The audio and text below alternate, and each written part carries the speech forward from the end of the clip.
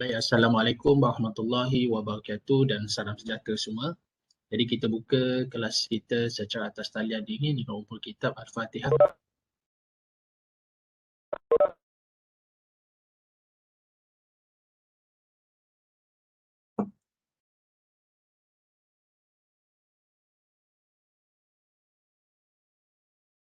Subhanaka la ilma lana illa ma 'allamtana innaka antal alimul hakim wa bizidni ilman. Baik, pelajar-pelajar, hari ini kita akan masuk ke tajuk yang baru, iaitu berkaitan dengan psychoactive substance effect. Itu kesan kesan bahan-bahan psychoactive ini. Okey, baik. Jadi pelajar boleh rujuk nota sambil-sambil cikgu bincang, pelajar-pelajar boleh rujuk nota, dan kalau ada persoalan boleh masukkan dalam chat, ruangan chat kita, ataupun boleh nanti cikgu akan buka untuk sesi soalan.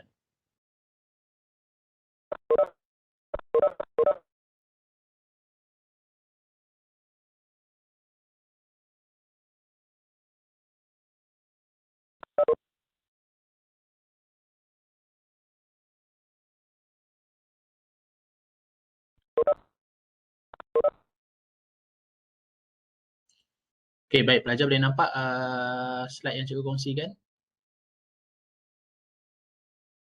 Boleh siapa bagi respon sikit? Boleh. Boleh nampak Okey pelajar. So hari ini kita akan masuk kepada satu tajuk yang baru, iaitu psychoactive substance effect. Kita dah belajar berkaitan dengan kita dah bentang berkaitan jenis-jenis dadah kemudian kita belajar klasifikasi dadah, kategori dadah tu. So kategori dadah ataupun bahan-bahan psychoactive tu, dia ada jenis-jenis dia dan sejenis-jenis tu sebenarnya memberi kesan yang berbeza.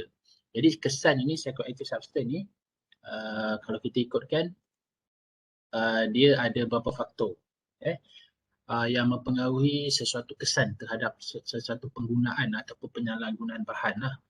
Okey. Contohnya kita kata drug ni adalah sebenarnya asalnya adalah ubat.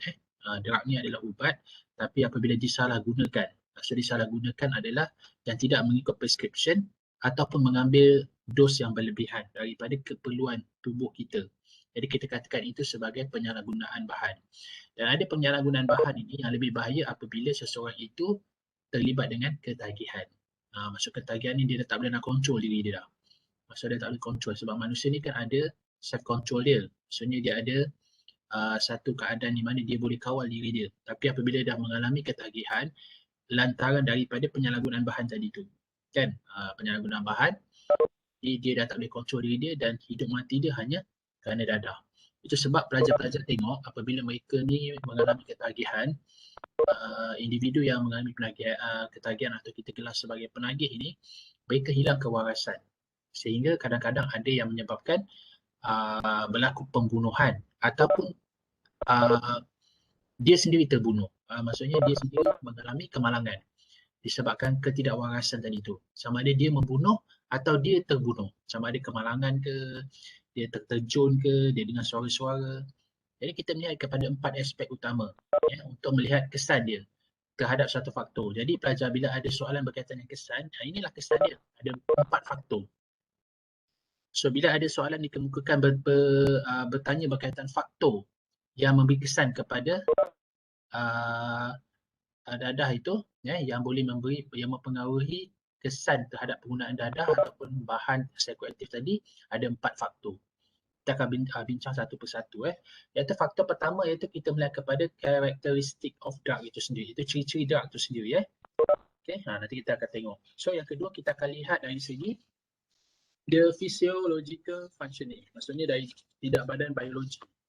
Biologi kita yang digelar sebagai physiological. Sama lah, ada setengah buku dia pakai biological. Sama Faktor yang ketiga kita akan lihat daripada the psychological state, iaitu psikologi, faktor-faktor psikologi yang pastinya mempengaruhi pemikiran, perasaan dan tingkah laku manusia. Dan ini kita akan lihat daripada the social culture environment. Social culture environment ni maksudnya perkiraan sosial kita lah, budaya kita mempengaruhi seseorang itu dalam kesan dia, kesan terhadap pengambilan sesuatu bahan tersebut. Baik. So bila kita menyebut berkaitan dengan jenis dadah, kesan jenis dadah tu dia akan ada bagi 3, iaitu the 3 main types. Ada 3 jenis dadah yang berbeza, yang memberi kesan yang berbeza. Iaitu satu dadah yang kita kategorikan sebagai memberi kesan depression. Depression. Depression ni maksudnya ada satu dadah yang jenis nanti yang kita panggil dia depressed. Dia slowkan kita punya central nervous system. Okey. Okey, yang kedua kita panggil dadah yang memberi kesan hallucinogen. Dan yang ketiga kita panggil dadah yang memberi kesan stimulant. Okey, kita pergi yang pertama iaitu dadah yang memberi kesan terhadap depression ni. Maknanya kalau kata depression ni dia bermaksud slow or depress the function of the central nervous system. Maksudnya dalam sistem saraf pusat kita iaitu kita fokus kepada fungsi otak dengan saraf punca kita. Dia macam slow kan. Dia slow down kan. Okey, dia slow kan maksudnya dia bagi macam kita lebih relax, lebih tenang. Jadi dia menyekat orang kata mesej-mesej ataupun neurotransmitter yang selalunya berhubung dengan otak. Okey. Jadi dia call, jadi dadah ni dia dipanggil sebagai downer. Downer ni maksudnya dia memberi kita macam orang kata lebih tenang. Contoh dadah jenis depression ni macam barbiturat kan. Dadah jenis barbiturat dan juga alkohol. Jadi kalau kita mengambil dalam small quantity dadah jenis depression ni, dia boleh menyebabkan seseorang itu rasa tenang dan kurang rasa kebimbangan tu. So kadang-kadang doktor dia ada bagi juga ubat ni, dia panggil anti-depression kalau anti-depression drug ataupun kalau di pasar di farmasi ataupun doktor selalu bagi ubat Xanax. Itu salah satu contoh ubat yang popular macam Xanax ke. Ubat ni dibagi jika kita terlalu banyak fikir kan. Kita tak boleh berhenti fikir, overthinking. Kan menyebabkan kita kadang-kadang tak boleh tidur, kita rasa macam gelisah, kita macam bimbang, otak kita dihantui dengan pelbagai pemikiran negatif. Akhirnya bila dia bagi dadah jenis ni dalam small quantity, jadi manusia tu biasanya akan jadi lebih tenang. Manusia akan jadi lebih tenang, cool down, downer lah akan jadi lebih tenang, jadi lebih relax. Dan ada satu tahap pula kadang-kadang dia macam mengantuk nak tidur kan. Okey, tetapi kalau kita ambil daripada large amount, dia may cause vomiting. Maksudnya kalau dia ambil satu orang kata large amount ni macam overdose lah. Kalau dia ambil overdose, dadah jadi depression ni, contohnya alkohol, dia boleh jadi macam muntah. Dia muntah. Itu maknanya badan kita dah tak boleh terima dah. Contoh kalau kita pernah tengok drama bila dia minum terlalu banyak, mabuk, jadi dia boleh muntah.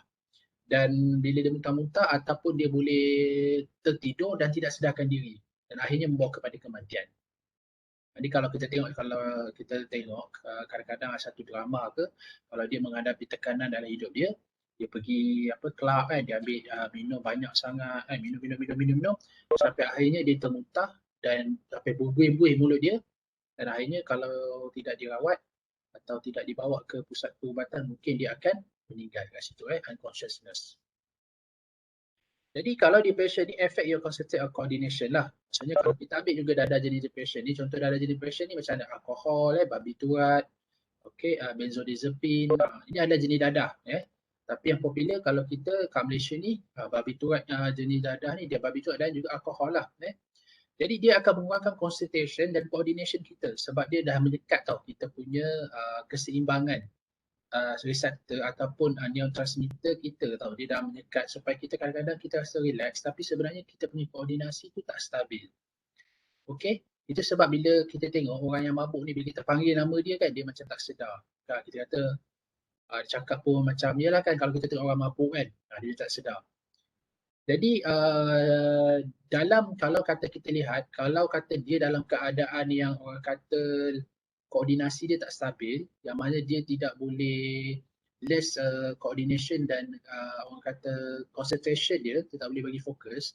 Jadi sangat penting kalau orang macam ni jangan mengendalikan mesin. Okey, sebab dia akan membahayakan keselamatan diri dia dan orang lain. Itu sebab kalau katakan mereka yang terlibat dengan mereka yang mabuk ni mereka tidak dibenarkan untuk memandu. So kalau dalam akta undang-undang mereka yang minum alkohol ini mereka akan didapati bersalah dan dia menyalahi undang-undang jika dia memandu. Jadi itu sebab alkohol ini diletakkan di bawah akta pengangkutan jalan.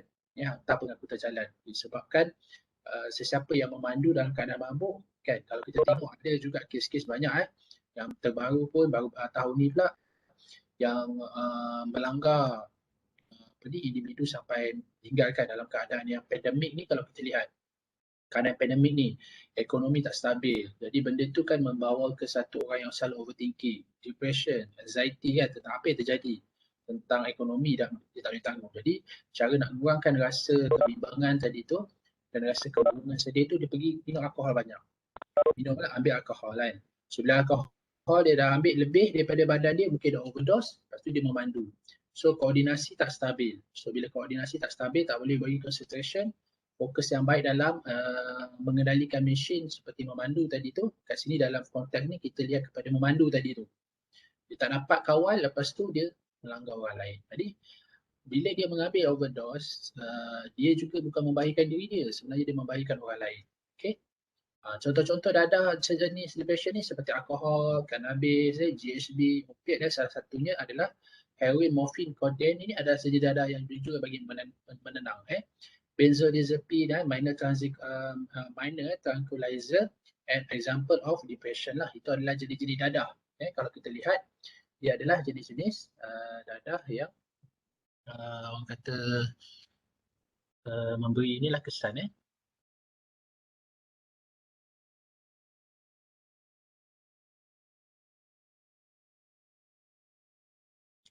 Okey, itu dah ada jenis depression. Jadi maknanya dia memberi kesan downer, call downer ni. Downer ni maksudnya dia beri kita lebih relax dan tenang. Itu dia punya kesan dia, dadah tu. Jadi dadah ni banyak diambil oleh individu yang berasa kurang tenang, rasa bimbang, rasa macam overthinking, depression, anxiety, mereka tak boleh tidur kan, insomnia. Biasanya mereka akan mengambil dadah jenis depression ini sebab nak bagi ketenangan dalam diri dia. Tapi dia ada bagilah side effect kan, kesan lain kan, kesan sampingan. Macam tadilah, dia tak boleh ada concentration, dia tak koordinasi, dia tak stabil. Nanti kita akan pergi physiological effect. Kenapa dia dadah ada jenis ni, dia boleh memberi kesan pula kepada koordinasi tubuh. Jadi kita akan pergi nanti dengan lebih mendalam. Okay. Baik, kita pergi juga dadah jenis hallucinogen. Hallucinogen ni kita faham dia daripada istilah halusinasi. Halusinasi ni maksudnya apa?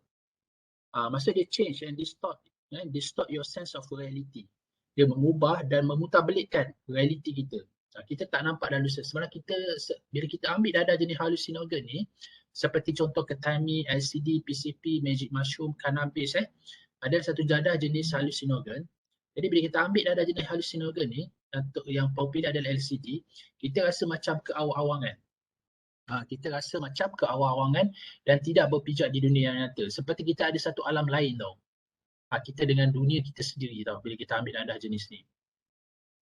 Dan yang lebih bahaya, kadang-kadang kita macam boleh nampak apa orang lain tak nampak.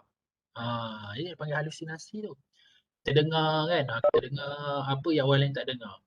Maknanya dia akan melihat sesuatu dan mendengar sesuatu apa yang orang tak dengar, orang normal dia tak dengar dan tak nampak. Jadi itu yang dikatakan distort tu. Maksudnya dia memutarbelikkan your sense of reality tadi tu. Dia punya reality. Dan kalau kita mengambil dalam macam orang kata overdose lah, overdose, biasanya kita akan mengalami euforia tadi tu, psikologi euforia. Euforia ni macam, dia katalah dia macam dia ada dunia dia sendiri, keawang-awangan dia macam khayal kan. Lepas tu jaw clenching ni macam dia boleh dekat sini maksudnya dia mengetak rahang lah, kancing gigi tiba-tiba panik, tiba-tiba dia panik. Bila kesan tu ada panik dan paranoia. Paranoia ni macam macam seolah-olah dirinya dalam keadaan terancam. Tapi tak ada benda pun. Tak ada pun. Itu dia punya persepsi dia punya realiti bahawa dia dalam keadaan bahaya. Dia tengok orang macam pandang dia seolah-olah nak bunuh dia. Kesan pada gastrik dan nausea ni macam nak muntah-muntah lawyer. Ni kalau katakan dia mengambil overdose lah. Okay. Ini kesan halusinogen. Jadi kalau kita nak faham halusinogen ni, kita faham istilah halusinasi tu. Maknanya dia telah lari daripada macam seolah-olah mengubah realiti sebenarnya. Sebenarnya dia makan dia macam ada dunia sendiri. Ada keawang-awangan. Itu maksud dia the sense of reality tu. Dan dia boleh dengar lah. Dan kalau ambil banyak pun tu yang kata kadang-kadang dia boleh menyebabkan skizofrenia tu. Jadi skizo ni salah satu dadah halusinogen ni boleh jadi kita boleh jadi macam kurang siur manah ataupun kita mengalami skizofrenia, penyakit psikotik yang menyebabkan kelumpuhan pada sistem otak tu. Jadi otak dah tak berfungsi dah. Jadi kita nampak bila otak dah tak berfungsi ni, kadang-kadang kita lihat orang yang penagih dadah ni kadang-kadang dia hilang kewarasan. Dia hilang kewarasan dia bertindak macam seolah-olah orang yang tak normal lah. Yang tak normal. Jalan sana lepas tu dia tiba-tiba cakap sorang-sorang, lepas tu tiba-tiba tak pasal-pasal marah-marah, tentu pasal kan. Jadi ini adalah dadah, kesan dadah daripada halusinogen. Dia kategori dadah halusinogen, maksudnya dia beri efek halusinogen. Okey, yang seterusnya adalah dadah jenis stimulan. Okay, stimulan ni dia panggil perkataan dia speed or stimulate. Kan? Tadi dadah jenis depression tadi dia downer kan, dia macam slow kan the certain nervous system. Tapi stimulate ni dia macam mengaktifkan. Dia mengaktifkan central nervous system tadi tu. Sistem saraf pusat tu diaktifkan. Jadi they speed of messaging to inform the brain, making you feel more alert and confident. Jadi kita akan rasa lebih confident dan jadi rasa lebih berhati-hati. Jadi kalau kita lihat dadah jenis stimulan ni banyak diambil oleh golongan artis ataupun atlet. Sebab dia nak bagi high performance, dia nak bagi performance tu baik. Macam contoh artis kalau katakan dia nak macam katalah dia macam dia nak macam rock ke, dia nak jadi macam feel tau di sesuatu lagu tu, kadang dia ambil dadah tu untuk dapat feel. Okey, dapat feel, lepas tu jadi lebih confident. Begitu juga dengan atlet, dia ambil dadah-dadah jenis stimulan ni, kategori stimulan ni untuk memberi dia performance dia lebih tambah baik. Okey, performance dia lebih bertambah baik. Itu sebab ada ujian doping tu, dia nak lihat. Kadang kalau tak ada, maksudnya dia apa ni kemenangan atlet tu mestilah atas menggunakan tidak menggunakan dadah. Sebab kalau guna dadah tak adil lah. Tak adil sebab dia memang satu dadah yang boleh katakan dia speed atau stimulant. Dia beri macam satu situasi yang mana kita datang semangat tau. Semangat, kadang-kadang idea tu bercurah-curah. Itu kesan jangka pendek lah dadah tu. Tapi bila jangka masa panjang tu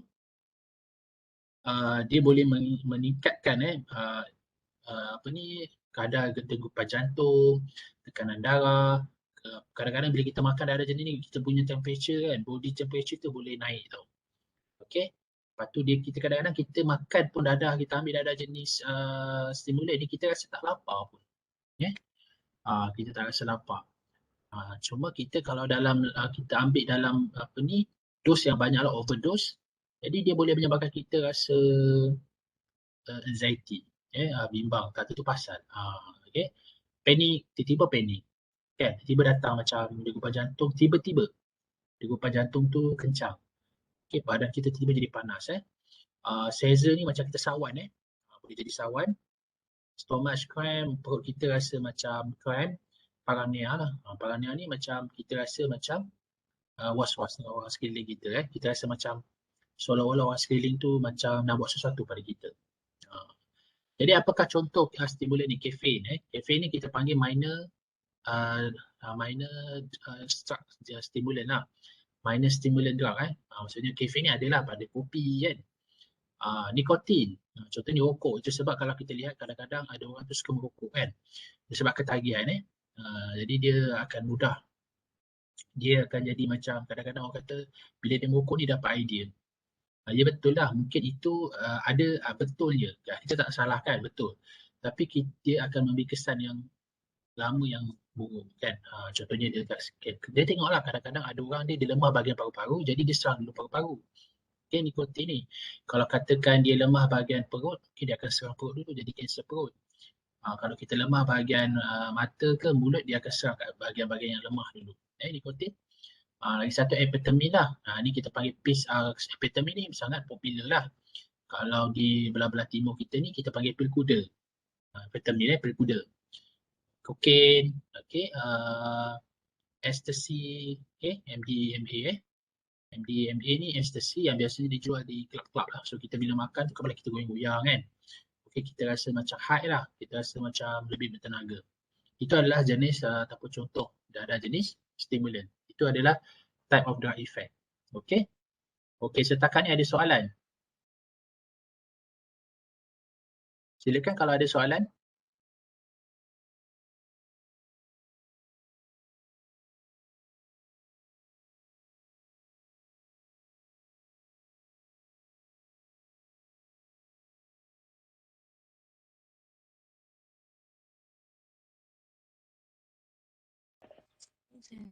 Tanya. Okey, silakan. Mungkin tadi pasal halusinogen tu kan dia boleh menghayakan orang tu, kiranya dia macam boleh bawa ke alam lain lah kan. Mungkin lemas kesan jangka panjang boleh ke dia macam mati? Boleh, jawapan dia boleh. Boleh disebabkan penyakit bahagian otak atau boleh disebabkan kemalangan. Otak tu sebab dia dah tak dia halusinogen, dia nampak kereta kan. Jadi dia nampak kereta, dia ternampak kereta. Lepas tu dia pergi kat kereta, kemalangan. Untuk jangka, kalau macam jangka panjang berkaitan dengan kemalangan tu disebabkan kerosakan otak. Jadi bila kerosakan otak, banyaklah penyakit-penyakit otak seperti brain tumor. Lepas tu penyakit lain lah dan dia akan mudah hinggap. Contohnya penyakit-penyakit yang menyebabkan bawaan jangkitan TB sebab dia tak sedar kan. Jadi sebenarnya apa juga jenis dadah yang diambil secara secara penyalahgunaan bahan lah, the end of the effect adalah kematian lah. Kematian. Cuma cepat dan lambat je. Okay, soon and later you are die, you are mati lah, you are die, mati. So itu dia punya kesan dia hallucinogen. Boleh ada lagi soalan? Cikgu kalau tak ada, cikgu tanya tau. Sebab cikgu nak tengok sama ada kamu ni fokus ke tak ni. Okay? Okay. Cikgu nak tanya apa ni Najihah lah Najihah. Najihah ada di talian Najihah? Ya, ada cikgu. Okay Najihah, bagikan cikgu macam dadah lah, apa kesan untuk dadah depression ni? Kesan dia kepada pengguna. Kesan untuk pengguna yang menggunakan dalam kuantiti yang sikit, orang yang guna tu akan relax. Jadi untuk orang yang guna dalam kuantiti yang besar, Banyak lah cikgu dengar ke? Dengar. Maksudnya kalau dia ambil kuantiti overdose lah Overdose. Maksudnya diorang akan muntah. Kalau lebih sangat boleh bawa ke kematian. Contoh lah kita tengok dadah dalam filem kan kalau contoh orang nak pingsankan orang kan dia letak dalam air kan, ataupun dia ambil apa tu, dia tutup mulut kan. Tak pernah tengok tak cerita drama kan? Biasa dia ambil tu, dia ambil dadah, dia letak satu macam cecair tu, dia letak kat mulut. Jadi bila letak kat mulut tu, dia rasa macam nak pingsan kan. Itu dah ada jenis depression tu. Lepas tu dia masukkan dalam air kan, bila kita minum macam mengantuk kan. Dan juga dipanggil sebagai macam dadah untuk membuat macam biasanya lah kalau kita pergi ke pub, kalau kita tengok cerita drama lah kan, drama tu dia bagi tu untuk dia nak meniduri perempuan tu ataupun dia nak rogol bagi perempuan tu rasa macam lemah kan. Dia bagi dadah depression. Kalau dia bagi dadah stimulan habis lah, kena terajang lah kan dia kan, sebab dia mengaktifkan jadi dadah jadi depression ni jadi macam dia macam boleh pingsankan orang. Doktor pun akan pakai dadah ni untuk bagi kesan supaya pingsan. Bagi dia pingsan lah, bagi macam tak sedar diri lah. Okay. Okay, ada lagi. Silakan kalau ada soalan. Okay. Saya nak tanya Alif Najmi lelaki ni tak ramai jadi memang akan ditanya Alif Najmi ada di talian? Ada cikgu. Okey Alif. Kafein dengan nikotin ni di bawah kategori dadah apa? Kafein dan nikotin. Bawa stimulan. Kena dia jenis dadah stimulan kan. Kenapa penggunaan dia tidak diharamkan? Contoh kita minum kopi kan. Kopi kan ada kandungan kafein kan. Kenapa dia tidak diharamkan di Malaysia sedangkan dia adalah sejenis dadah? Sebab mungkin dia tidak berada dalam kata ni, kategori yang overdose. Dia tidak baca, maksudnya dia tidak memberi orang kata dadah yang orang kata kesan dia lah, kesan dia tak terlalu cepat lah, tapi kalau kita ambil mungkin dia boleh beri kita ni lah, macam contoh cikgu kan, kalau cikgu macam kelas pagi lepas tu petang ada kelas kan, jadi kita dah macam badan kita dah tak bertenaga, tapi bila seorang pensyarah ni kita perlu bagi yang terbaik lah kepada student kat kelas kan, sebab dalam seminggu pun kita jumpa dia mungkin 2 jam, jadi kadang cikgu pun ambil kopi. Kopi tu ada mengandungi apa? Kafein. Kan? Kafein tu dia boleh bagi kita sedikit tenaga lah untuk kita pergi fokus. Tu maksud dia lah. So kafein ni dia dipanggil sebagai minor stimulant drug. Dia ada tapi dia minor lah. Dia ada di dalam coklat pun ada. Kalau biasa yang atlet, kalau dulu cikgu masa jadi cikgu dulu, cikgu ada bawa student main rugby kan. Jadi kita kadang-kadang ada bawa coklat bar. So masa pertama dengan masa kedua, katakan pagi tu dia ada tournament. Kan pagi tu dia ada match, lepas tu petang pun ada match. Dia macam berturut-turut kan. Jadi agak penat lah kan kita punya student tu untuk nak match tu untuk perlawanan seterusnya. Jadi salah satu caranya adalah kita bagi pisang dan juga coklat bar tu. Sebab coklat bar tu ada stimulan dah bagi kita tenaga sikit. Cuma kalau kita menggunakan kuantiti yang sikit, dia okey. Tapi jangan guna overdose Okay. Okey, ni soalan daripada Noemi Cikgu, kalau ubat bius tu ada tak dadah depression ke? Okey, ubat bius ni anesthetic ni ada sedikit kandungan dadah jenis depression bius ni. Cikgu pun tak berapa, sebab dadah ni banyak kan, dia ada macam term-term medical. Okey, jadi memang ada anestesis. Dia panggil dalam istilah perubatan anestesis. Anestesis ni ada satu jenis dadah yang boleh memberi kesan bius lah. Okey. Kalau kata ada tak dadah jenis depression, ada tapi jangan lupa ada satu jenis dadah lagi dalam kategori apa dia memang ubat bius. Dia memang ubat bius, digunakan untuk sebagai ubat bius. Okey. So ada lagi soalan?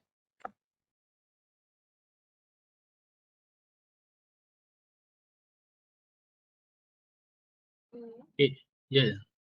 Silakan. Kan macam tadi dadah jenis depression tu kan selalu orang yang ambil tu sebab dia rasa bimbang dengan anxiety kan. Betul, kebanyakan lah. Kalau macam halusinasi tu, apa yang menyebabkan dia ambil dadah jenis tu? Macam halusinogen ni kan, kalau dia ambil, dia sebenarnya dia macam dia nak lupakan masalah. Dia macam nak orang kata dia macam ni, kalau dia nak pergi ke satu dunia lain tau. Dia nak pergi satu dunia lain supaya dia tak nak fikir. Jadi dia ambil halusinogen ni sebab dia nak dapatkan kesan khayal tu lah. Dia macam kat dunia dia sendiri. Kan, jadi macam kalau dia bimbang dengan kehidupan dia rasa tak tekan dengan kehidupan dia, jadi dia tak boleh fikir. Pemikiran tu akan membuatkan dia rasa bimbang kan. Okey. Akan rasa bimbang, akan rasa sedih, akan rasa jiwa tak tenang. Jadi dia ambil halusinogen tu supaya dia nak berada di satu dunia lain lah, khayal. So dia boleh lupa. Dia macam khayal lah dia macam tak nak fikir, ada khayal dengan dunia dia sendiri. So dia tak fikir apa orang cakap. Cuma dia beri kesan lah kepada individu tersebut. Okey pelajar, kita teruskan lagi. Yang ni kita lihat pula yang dipanggil sebagai characteristic of drug tu lah. Okey. Tadi kita tengok type, jenis dadah tu. Yang ni jenis ciri-ciri dadah tu. Jadi macam mana kalau kata bagaimana dadah tu boleh memberi kesan, iaitu ciri-ciri dadah tu, karakteristik tu, pertama sekali dos yang digunakan. Seperti kita tahu, kalau kata dadah tu digunakan low dose ataupun dos yang kurang lah, ataupun dia ditetapkan oleh farmasi, maknanya dia akan berikan kesan relax. Contohnya ada alkohol. Disinhibit ni maksud lebih tenang lah. Dia kadang-kadang dia boleh stimulate hunger maksudnya kita akan jadi mudah lapar. Tapi kalau higher dose macam alkohol, kalau kita minum terlalu banyak, badan kita memang letih. Badan letih, kadang-kadang tu kalau kita minum alkohol tu, kadang-kadang kalau kita dengar daripada orang yang ambil alkohol ni, dia akan rasa lebih letih tu sampai dia tidur lama, dia bangun tidur lama dan kadang-kadang dia boleh rasa loya, nak muntah. Okay. Jadi dia akan kesan kepada dos yang diambil tu. Semakin tinggi dos yang diambil tu, dia akan memberi kesan yang lebih tinggi lah. Contoh istilah potensi ni. Apa istilah potensi ni is the amount the drug necessary to produce certain effect lah. Macam kalau kita tahulah kalau dadah jenis antagonis ni, sedatif ni adalah dadah jenis depression ni, maksudnya dia akan bind with ni maksudnya dia menghalang lah reseptor tu daripada bertindak. Contohnya kalau ada macam kita bergerak ni kan, kita bercakap ni, dia ada satu chemical tau dalam otak kita yang kawal. Macam kita bergerak macam ni kan, kita jalan kan, naik basikal kan, itu semua ada chemical yang menyeimbangkan tu. Jadi kalau kita ambil dadah jenis sedatif ni, contoh depression ni, jadi kita dah macam tak boleh nak fokus dah. Kita tak boleh ada keseimbangan tu. Macam kita bawa pun macam tak seimbang. Jadi keseimbangan tu ada reseptor macam GABA kan dalam otak kita, dia yang mengawal keseimbangan tu. Jadi semua dalam pergerakan kita ni ada neurotransmitter yang bertanggungjawab. Nanti kita akan pergi ke physiological effect. Maknanya dia mengganggu. Kalau kita ambil dadah tu, sebab dadah tu ada psychoaktif. Dia boleh mengganggu sistem saraf pusat kita. So bila kita kata sistem saraf pusat ni, dia akan nak ke tanah, dia akan ganggu sistem otak kita. So otak ni adalah sistem saraf pusat. Dia kata sistem saraf pusat tu mana bila dah ada dia hijack the brain tu, dia akan efek kepada tubuh badan kita yang lain lah.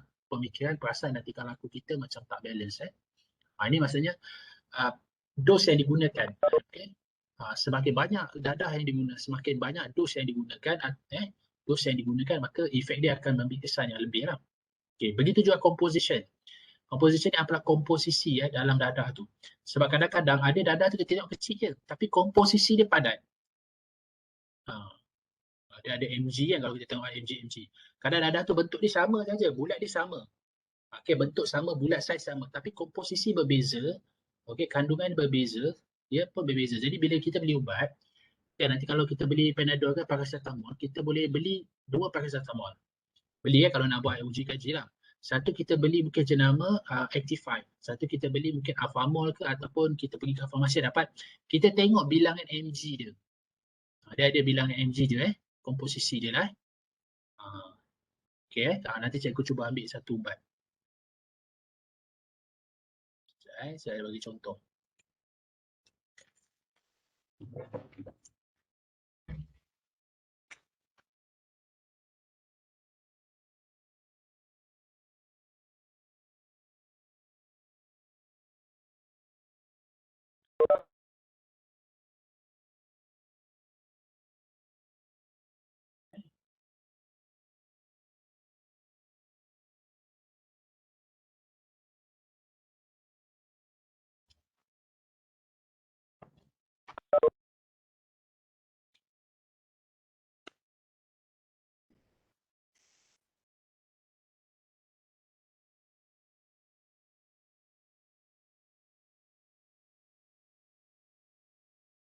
Contoh yang ni ni ubat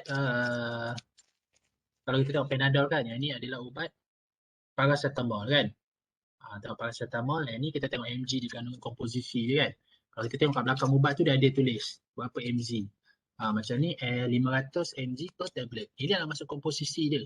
Ada juga ubat yang dalam ni. Kita tengok 200 mg masuk komposisi dia sikit. Dia tengok ubat berbeza, kita tengok belakang dia mg. Itulah masuk komposisi dia. Dia bukan berkaitan dengan saiz, tapi dia berkaitan dengan komposisi satu ubat tu. Dia boleh memberi kesan terhadap pengguna tu.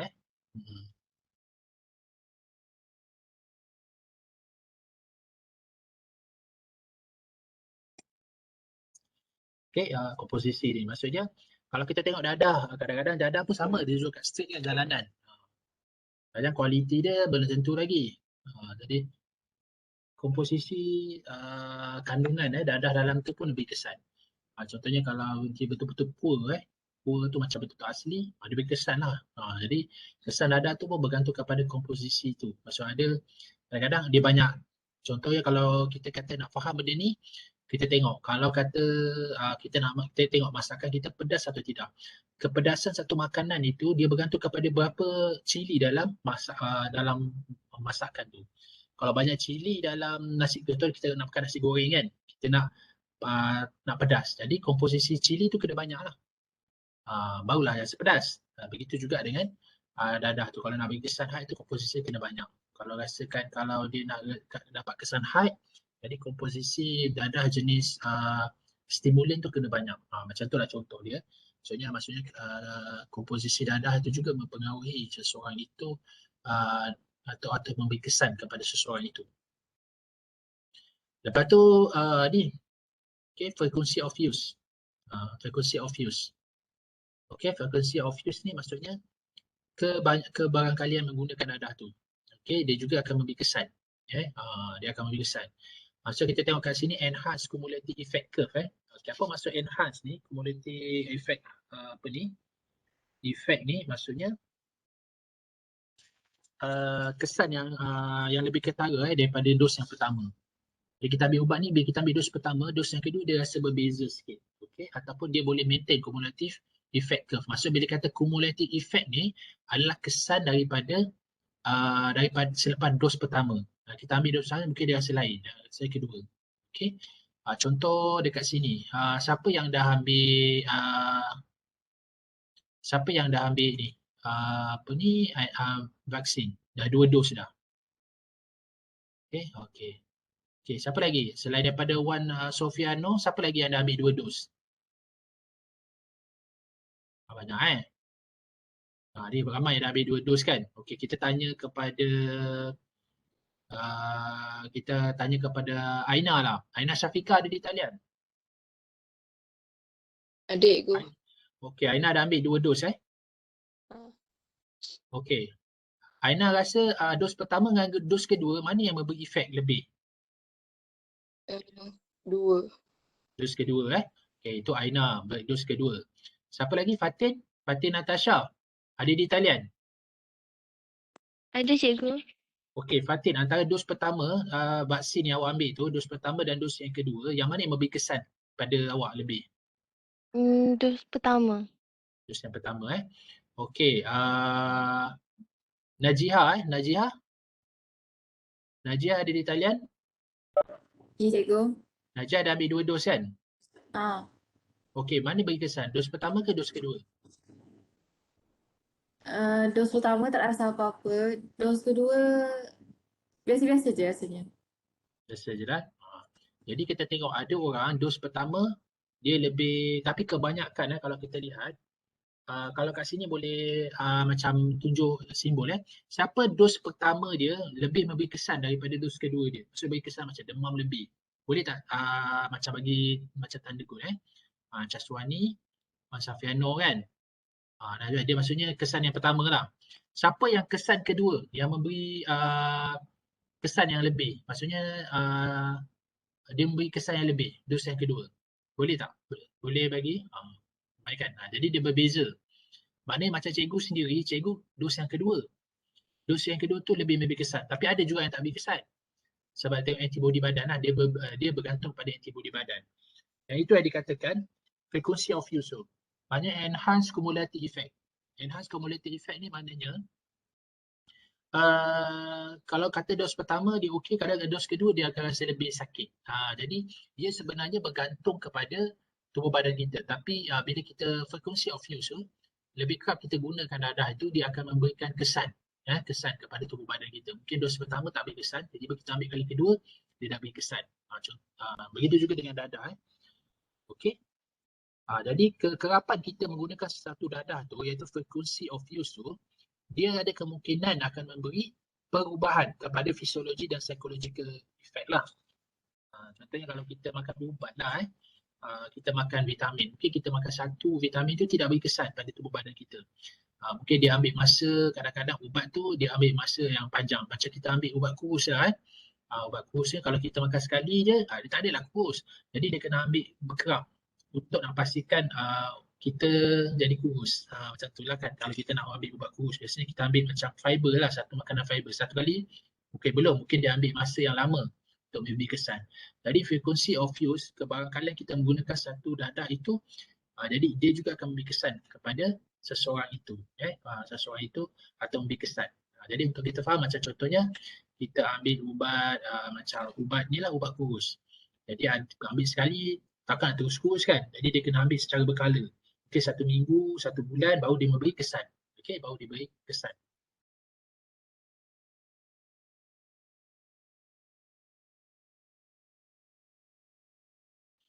Kita tengok juga route of administration. Maksud cara dadah tu diambil.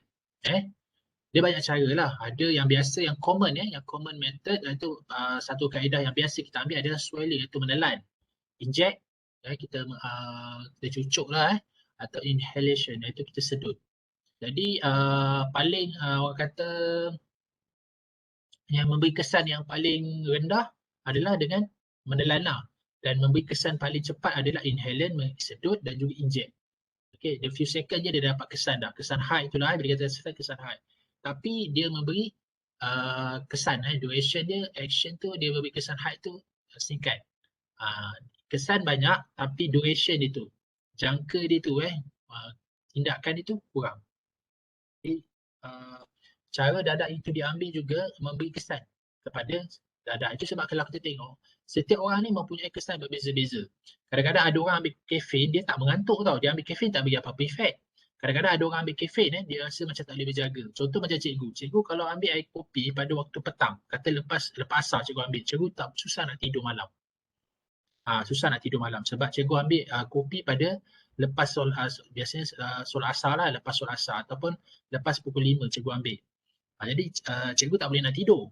Ada juga kawan cikgu ambil, boleh je tidur kan. Dia berbeza. Mungkin kita tengok kandungan kopi yang dia ambil tu. Adakah kopi tu kandungan kafein dia banyak ataupun dia ambil kopi yang kurang kandungan dia tu. Ataupun dia dah biasa ambil. Okey. Kalau biasa ambil mungkin dia tak beri kesan, tapi kalau kata macam kopi ni kalau jarang-jarang ambil dia beri kesan dah terkejut. Dia beri kesan terkejut lah cara dia ambil lah itu maksud dia. Okey. Yang ni nanti kita akan insya-Allah lah kita akan bincang esok physiological ni sebab dia banyak Saya pelajar boleh baca dulu baca dulu berkaitan physiological dan psychologistic ni. Okey.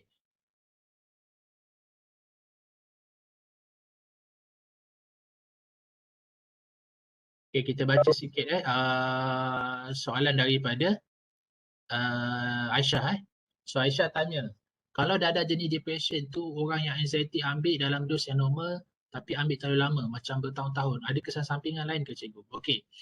Apa juga psychoactive drug, dadah psychoactive ni ataupun ubat psychoactive ni, bila diambil secara berpanjangan dia akan memberi kesan lah. Salah satu kesan dia adalah kita bergantung dengan ubat tersebut. Walaupun dia tidak bagi daripada kesihatan, dia tidak memberi kesan yang paling efek kepada kesihatan, tapi kita bergantung. Bergantung kepada ubat tersebut. Itu sebab bila kita mengalami anxiety sebab anxiety ni dia banyak sebab salah satu faktor mungkin disebabkan genetik. Dia memang chemical imbalance dalam otak dia. Dia mudah cepat rasa panik. Jadi salah satu cara yang mudah, salah satu cara yang berkesan untuk kita bantu panik dia dalam jangka masa yang cepat pada bertindak immediately iaitu dengan memberikan dia ubat jenis dadah jenis anxiety ni lah, dadah jenis depression ni, contohnya Xanax tadi tu. Dan kita pula perlu gabungkan dengan bukan saja farmakoterapi tapi dengan psikoterapi. Jadi farmakoterapi dan psikoterapi tu kena digabungkan supaya dia boleh kawal pemikiran dia dan dia tahu apa coping skill dia, supaya dia tidak bergantung. Jadi bila kita bergantung ni, lama-lama kita macam dah tak boleh hidup kalau tak ada ubat tu. Jadi itu pemikiran yang kita dah buat dan jadi maksudnya dia depend lah, dia dah sudah ada dependable dengan bahan tersebut. Itu kesan dia lah. Dari segi perubatan mungkin ada lah tapi cikgu tak berani nak cakap sebab cikgu bukan bidang kepakaran tu. Okey. Cikgu, dadah jenis apa yang boleh rosakkan sistem saraf? Semua dadah boleh merosakkan sistem saraf. Semua jenis dadah. Semua kalau kita ambil berlebihan. Okey. Okey, cikgu, doping tu nama spesifik dadah ke atau mengakui pelbagai jenis dadah? Okey, doping ni bukan nama spesifik dadah tapi dia adalah satu ujian. Ujian doping maksudnya nama yang digunakan iaitu satu nama yang digunakan sebagai ujian. Contohnya ujian ASILA, bukan dadah ASILA tapi ujian darah. Jadi ujian doping ni maksud bukan doping tu bukan dadah.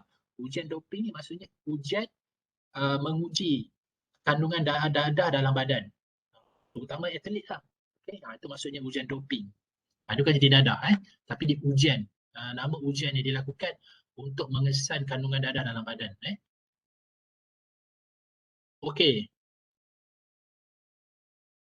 Okey, ada soalan lagi? Silakan kalau ada. Assalamualaikum cikgu. Waalaikumsalam warahmatullahi. Cikgu saya nak tanya kalau macam jenis seseorang tu lepas dia ambil dadah tu dia macam suka menyanyi, lepas tu suka berkhayal, lepas tu macam suka bercakap seorang diri lah. Dia tu macam jenis dadas pula. Dadah halusinasi ke? Dia Cikgu. halusinogen lah. Halusinogen. Itu dadah biasanya kalau dia ambil dadah tu memang itu biasanya dia ambil dadah jenis halusinogen lah. Maksudnya dia dah macam high, lepas tu dia macam dia dah hilang daripada dunia realiti. Dia dah ada halusinogen tapi dia beri kesan halusinasi. Okey. Okey, terima kasih soalan. Ada lagi soalan?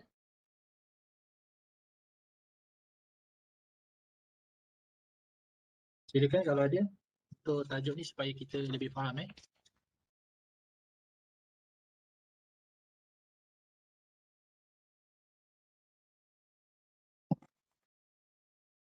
Okey, insyaAllah kalau tidak ada arah melintang, jika tidak ada orang kata barrier, kita akan buat industri talk hari Rabu kita doakan supaya berjalan lancar hari Rabu pukul 2 dan 4. So kita akan bergabunglah dengan kelas Dr. Puan Rosita kita akan bergabung. Jadi kita akan gunakan medium yang ni lah, maknanya Wan boleh bantu cikgu untuk sebarkan link ni kepada grup lagi satu untuk dimasuklah dalam link ni. Dan cikgu mohon kalau boleh pelajar nanti ingatkan kita buka video lah Kita buka video sebab kita menghormati penceramah. Kita menghormati penceramah kita dan Dr. Azmi ni bagus dia tak nak minta sebarang bayaran. Biasanya kalau kita panggil penceramah ni yang pakar dalam bidang ni 1 jam dia ambil mungkin 200, kalau doktor lah kalau doktor biasa 300 sejam. Kalau 2 600 dan kita pun fakulti tidak ada bajet. So selalunya kita akan collect lah kat student, collect kat student untuk buat sebab industri di kelas talk ni cikgu nampak satu benda yang penting untuk pelajar nampak dalam gambaran yang lebih luas. Dapat perspektif yang lebih luas. Jadi Dr. Azmi dia sanggup nak bagikan perkhidmatan dia, cuma cikgu mohon pelajar-pelajar untuk buka audio, buka orang kata video, kamera buka supaya kita dia nampak macam orang kata apa, dia boleh nampak lah kita ada kita entertain dia. Dan lagi satu, pelajar cikgu akan buka satu tapak untuk refleksi. Jadi pelajar kena buat refleksi yang maksimum pages, maksimum muka surat 2. Jadi apa yang pelajar belajar dan sepanjang perkongsian ceramah tadi tu. Jadi pelajar akan buat 2, nanti cikgu akan buka tapak dekat e-learn kita. Jadi supaya pelajar akan dapat info apakah yang dia punya tajuk lebih kepada ketagihan kan, pendekatan rawatan ketagihan. Jadi satu yang lebih baiklah pelajar boleh tanya. Sebab itu memang core business kita lah atau bidang yang kita perlu cari Okey. Jadi ada apa-apa soalan tak berkaitan dengan apa ni kita punya industri di classroom lah. Cikgu. Okay. Okey, untuk kan cikgu kata kita akan pakai WebEx untuk industri kelas. Tapi WebEx yang personal kan macam mana? Kalau yang macam personal dia sejam je setahu saya. Personal dia sejam.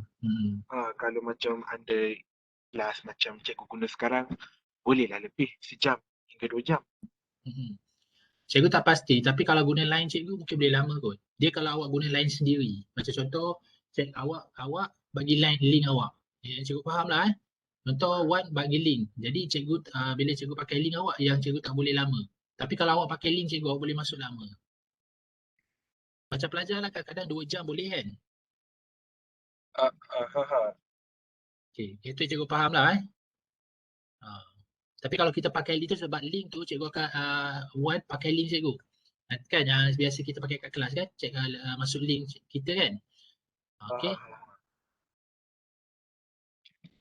Okay. Sebab apa tahu cikgu pakai link cikgu? Sebab cikgu nak record. Sebab nak record lah. Okey, ada lagi? Okey, ini ada soalan Okey, ada soalan daripada Nur Syahira. Cikgu, 17 tu saya on the way dari Kedah ke nak Terengganu, takut line tak okey semasa dalam perjalanan tu. Okey, tapi awak cuba buka lah Cuba buka sambil-sambil awak dengar. Sebab cikgu rasa kan kalau kita dengar secara live ni lebih berkat lah orang kata. Kita boleh tanya soalan. Kita boleh tanya soalan. Tapi kalau kita dengar yang lain tu kita tak ada dapat feel sangat. Tapi bolehlah kita dengar rakaman tu tapi cuma kalau boleh kita dengar secara live tu itu ada yang terbaik lah. Okey, cikgu tapak refleksi tu cikgu bagi due date sampai okey. Kalau boleh cikgu bagi dalam masa seminggu lah Okey, pelajar siapkan refleksi tu. Sebab kan refleksi ni dia kena sebenarnya 24 jam. Refleksi 24 jam. Contoh kita kat Makmal kalau kata kita buat refleksi atau log harian atau refleksi lah log harian, kita kena kalau boleh 24 jam. Dia tak boleh lama sebab nanti kita lupa. Itu panggil refleksi. Refleksi tu perlu bagi malas dan segera. Jadi tapak tu kalau boleh dengar terus type lepas tu masuk dalam tapak tu Okey. Okey.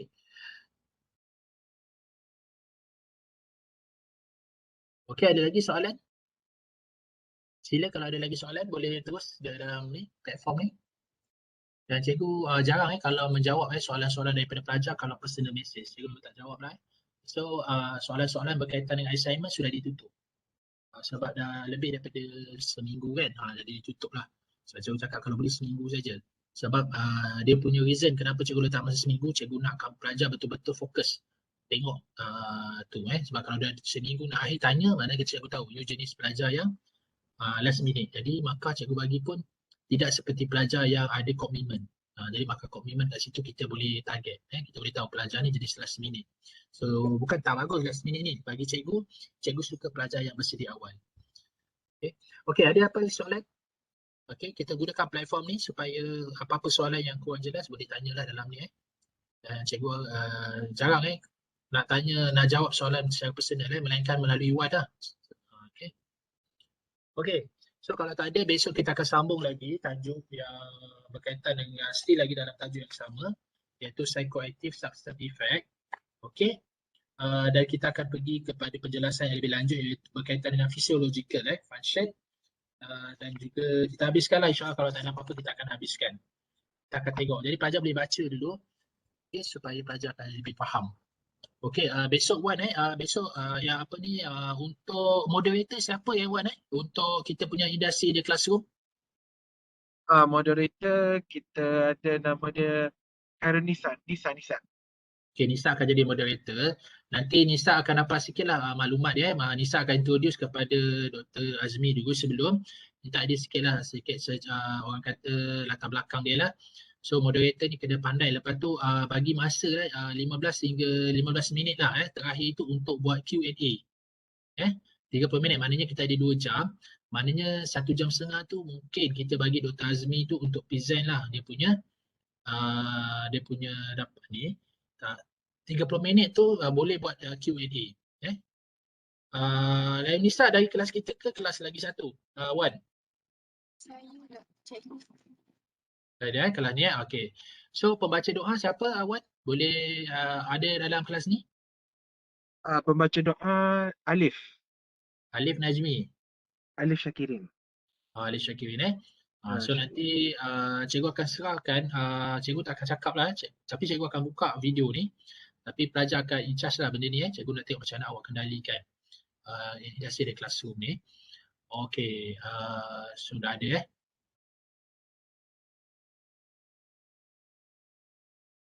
Okey, ada soalan?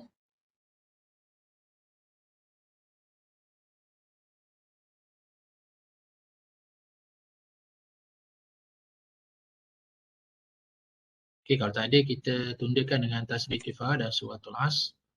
Dan kita sambung insya-Allah besok